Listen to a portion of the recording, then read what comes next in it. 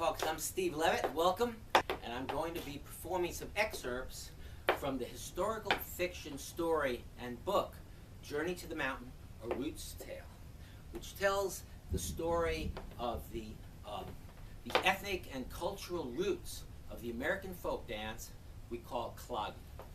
Here we go.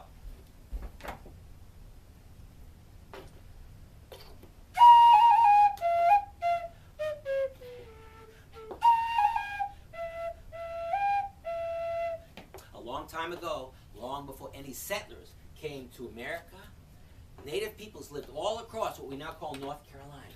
And in the western part of the mountains, in the southern Appalachian Mountains, there were the Cherokees. And they hunted, they fished, they grew their food, and lived with great respect for the land. A lot of time passed. Eventually, the settlers came. And now we're going to fast forward up to the year 1838. In that year, the United States Army was sent to western North Carolina to round up and remove the entire Cherokee Indian Nation, to remove them on a forced march 800 miles to what is now called Oklahoma. And that extremely sad and tragic journey for the Cherokees is called the Trail of Tears. And out of about 16,000 Cherokees that began the march, more than 4,000 perished. But some of them escaped, and among them there was a young girl. And she lived with her family on a mountain in western North Carolina, and they tried to preserve the Cherokee Indian traditions. Now, the Cherokees had many dances: the eagle dance, the bear dance, the horse dance, the green corn dance, the friendship dance, the warrior dance, the booger dance. But she couldn't learn any of the dance steps. The only thing she could do when the drums played was to step down on the ground right on the beat of the drum. When the drums played, the only step she could do is this. And that drum beat is called the one. And all she could do is dance to the one. And she felt very bad about herself because she couldn't learn any of the other dances. No one could explain why until one night she had a dream. And in her dream, a giant bird swooped down over her and said, "You have been selected for a very special mission. You must find a way to use your ability to dance to the one, to connect yourself and your people with those you will meet sometime in the future. And starting tomorrow, your name will be given as Dancing One." And so it was. Now, while that was happening, something else was happening way across the Atlantic Ocean from America. 4,000 miles away up here in the part of the world called Europe, in this country.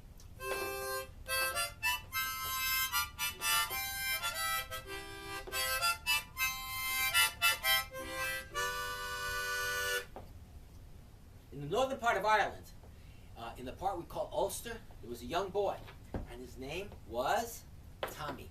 And he lived with his parents, his older brother and youngest sisters, and they were potato farmers. They were Scots-Irish and very poor. Now, there were many dances and dance steps in Ireland. Tommy was known as one of the best dancers in his whole town. But one day there was a tragic accident on the farm, and Tommy's older brother, he was killed. And from that day on, Tommy never would make friends, would never share anything, and would never dance with anyone else. He would only dance alone to prove to himself that he didn't need people. Now, the terrible potato blight, the Irish potato blight, was sweeping across Ireland, killing all the potatoes. And his parents, like many people, depended on potatoes for their livelihood. And they were starving and decided one day to leave Ireland and make a new life for themselves in America. They boarded a great sailing ship leaving from Liverpool, England to America. And on that ship, Tommy met an old salty sea sailor. He was called the shanty man. His job was to lead the shanties. Shanties are work songs, and the sailors used to sing these songs and stomp on the deck in time with the tune to help them get their work done. And this shanty man kept the rhythm for those tunes by playing his bones, just like these. 4 bones cut from the ribs of a cow.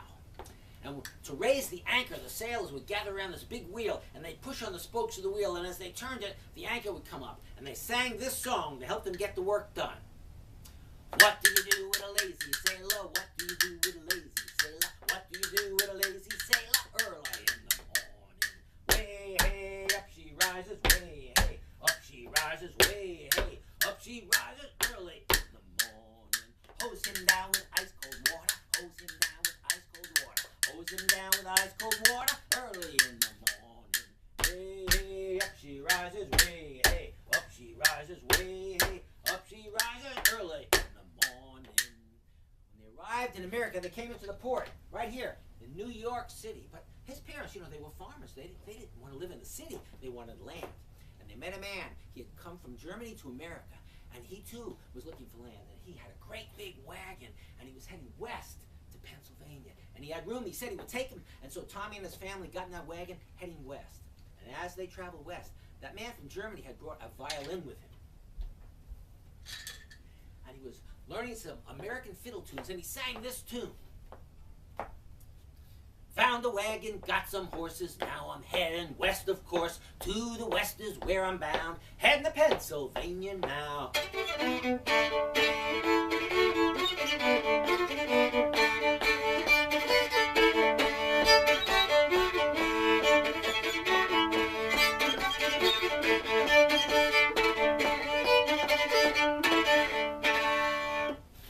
When they got to Pennsylvania, the man from Germany decided to go ahead and stay and live in that part of Pennsylvania because there were many Germans living in that part of Pennsylvania.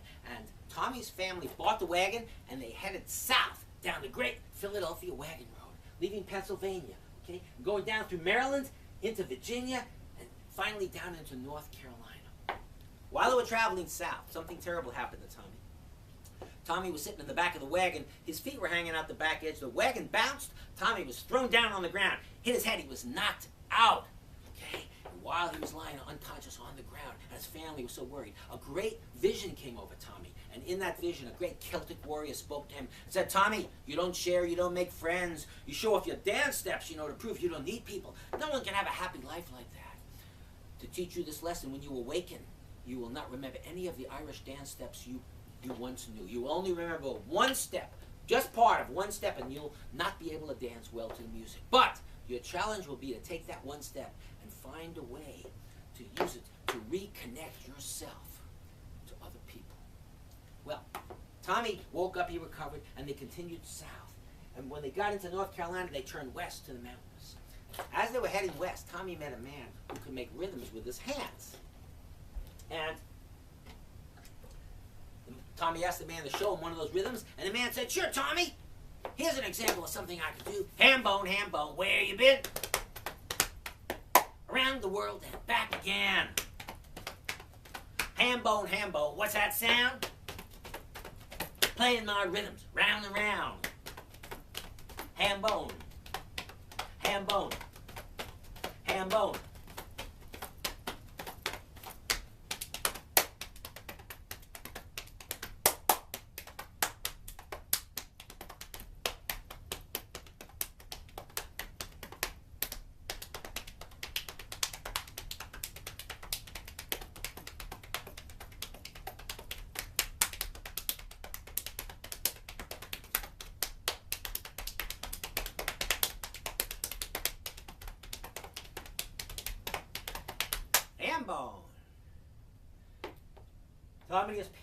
Tommy and his family ended up living on a mountain west of North Carolina, where they built a cabin. And it was the very same mountain that Dancing One lived on. While that was happening, something else was happening again across the Atlantic Ocean, down here, in the second largest continent. Everyone say this with me. Africa. Africa. It's the second largest continent. Africa. Africa. It's the second largest continent. People were coming to Africa, capturing Africans, and forcing them to live in faraway places against their will for the rest of their lives. And that's called slavery, right? In Africa, music is very important. Music and dance are very important. And there's a rhythm in Africa. It's a rhythm and a dance performed by women. It's called Jandan. Jan means slave, Dan means dance. Slave dance is a rhythm and dance from the ancient empire of Mali. It's a slow rhythm. Think if you try to picture what that slave dance, depicting the agony of slavery, which is the purpose of this dance, what that might look like.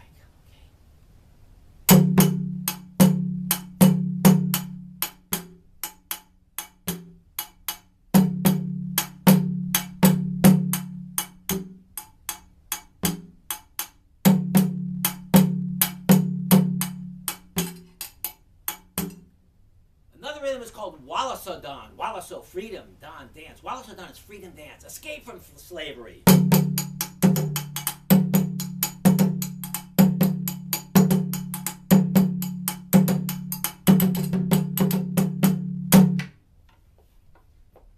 One of the slaves captured was a young woman taken from her home here in the country, Senegal, taken to this island off the coast of Senegal called Gorée Island, where they kept the slaves before they put them on slave ships. And she was put on a slave ship with hundreds of other slaves and made the journey, which was called the Middle Passage from Africa to America. And she came into the port right here, down in Savannah, Georgia, where she was sold to Mr. and Mrs. Baker to be a slave on their cotton plantation. And a lot of years passed, and she did that. And she eventually fell in love and had a baby. And when Mrs. Baker saw this beautiful little baby girl's face, she thought she looked like an angel. So she named her Angelina, and her name became Angelina Baker. When Angelina was a little girl, she once said to her mother, Ma, show me some of those African dance steps, I heard about. And her mother said, oh no, Angelina, you'll only get in trouble. Forget that. But always be proud of your African roots. When Angelina was 16, she was getting into all kinds of trouble, breaking the rules, pestering them to free some of the slaves, and they were getting fed up with her. And she had a boyfriend. And one morning, on a bright summer day, her boyfriend came to see her. And he was told, Angelina, she's gone. She was sold. He was so upset, so depressed. He didn't know what to do. He picked up an instrument he played. It was the jawbone of a large animal, and he played it with a stick, and he made up a song about Angelina Baker. Early in the morning on a lovely summer day, I asked for Angelina, they said she's gone away. I don't know where to find her, cause I don't know where she's gone. She left me here to weep a tear and beat on my old jawbone. Angelina Baker, Angelina's gone. She left me here to weep a tear and beat on my old jawbone. Angelina Baker, Angelina's gone. She left me here to weep a tear and beat on my old jawbone. Angelina was sold to a family heading from Georgia up to North Carolina. And she ended up living on the very same mountain with Double-Toe Tommy and the Dancing One. And they were just about to meet. And it happened just like this. One day, Dancing One was out in the field dancing to the one, to the beat of the drum. And as she was dancing, someone was stirring in the woods. It was a young fella. He was about 17 years old. His name was Johnny Basic. His family, the Basics, had come from England more than 100 years earlier to live on that mountain. And he was known as the best dancer on that whole mountain. Anyway, he heard the drum and he saw Dancing One. He went down and introduced himself. And he said, hey, would you mind if I danced that step with you? And she said, no, not at all. And so Johnny Basic starts dancing the one with Dancing One. The two of them like this. And as they're dancing, someone else was stirring in the woods. It was Angelina Baker. She lived on that same mountain, heard the drum. She came down to see what was going on. And she said, hey, when I was a little girl, I once asked my mother to teach me an African dance step. She wouldn't do it, but I remember a step I once saw her do, and I remember part of a step, but it's a lot different than your step. In my step, I don't step down on the one, on the beat. I step down off the beat. My feet make sounds when the drum's not playing. Johnny Basic stopped. He said, hey, would you mind showing me that? Angelina said, no, not at all. It looks like this. Johnny Basic stopped and said, hey, wait, I got an idea. I think I can take your step and put it right after Dancing One step. They might go together. They said, go ahead and try, Johnny. And he did. He started with Dancing One step on the beat. And then he added that African offbeat step right after it, and it sounded like this. They went, wow, that's neat. And they all started dancing it. And as they're dancing, along comes Double-Toe Tommy. He lived on that same mountain and came down to see what the racket was about. He said, hey, I used to know some Irish dance steps, but I fell down, hit my head a while back, heading down in North Carolina. I can't remember any of my steps. I only remember just one step. Johnny Basic stopped and said, hey, Tommy, would you mind showing me that step? Tommy said, no, I usually don't share things. I keep it to myself. And then he started thinking, well, maybe this one time, maybe I will. I think, okay, yeah, it looks like this. It's called the double toe because I hit my toe twice before I step down. It looks like this.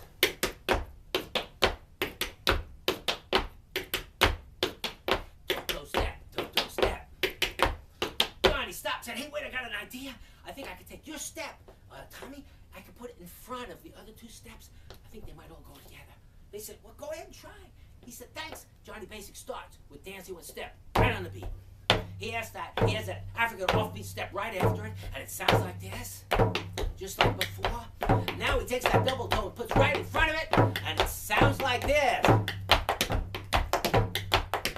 They said, wow, that's a neat step, and they all started dancing that step. And then, as they're dancing, One remembers her dream. The great bird told her she needed to find a way to dance, to use that dancing to the one to connect to other people, and she had just done that. And now she understood the meaning of her dream. Double Toe Tommy, he saw by how sharing his step, he was able to make new friends, just like the great warrior told him in his vision. And Angelina Baker, she saw how her step added that really neat syncopated rhythm to that step, and she felt so proud of her African roots. And when he stopped dancing, they said, Johnny Basic, it's so amazing. You took all our steps, you put them together into that one step. We love it. We're going to name it after you, Johnny Basic. We're going to call it The Basic. And that dance step, The Basic, that was created on that mountain that day, back in 1850, has remained throughout all these years, to this very day, to be one of the most popular Appalachian clogging steps that people like to do. And almost everybody learns that step. Now, Johnny Basic, he spent his life teaching people how to dance, and he learned a lot of steps, all these different people making up steps all over the mountains and playing music. I'd like to show you some of the steps Johnny Basic used to dance while he was still dancing back then on the mountain. And here's an example of one of the, and here's an example of a tune he used to dance to once in a while. Go now, Cribble, going in a run, go now, Cribble, have some fun. Go now, Cribble, going in the world, go now, Cribble, see my girl.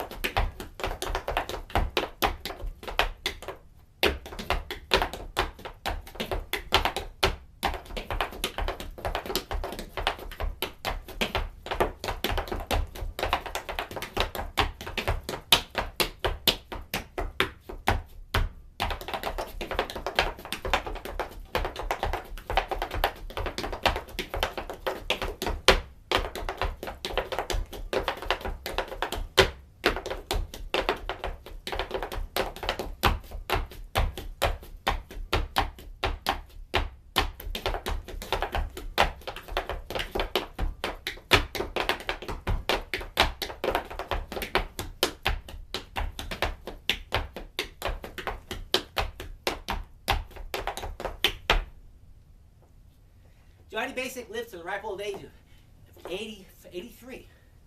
These days, no one remembers Dancing One, Double Toe Tommy, Angelina Baker, not even Johnny Basic. Many people say they never even existed. I say it doesn't matter, because the idea in this story is true.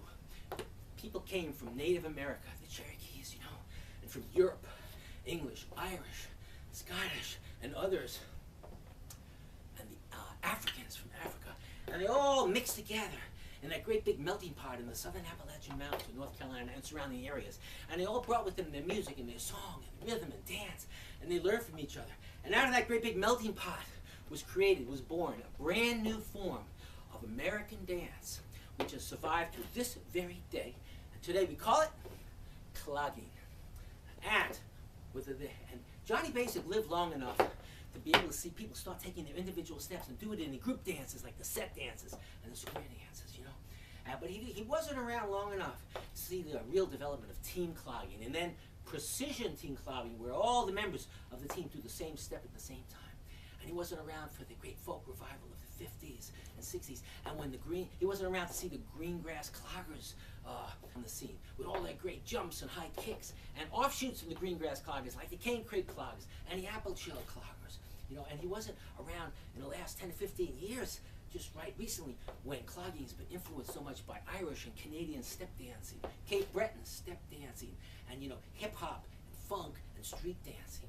But when people dance that basic step, whether they know it or not, they are celebrating some of the roots and ancestors of this living dance tradition. because dancing one lives on in the one. Angelina Baker in that offbeat step. And double toe Tommy in the double toe step. And when you take all three steps and you put them together and you dance the basic step, Johnny Basic is smiling the whole time.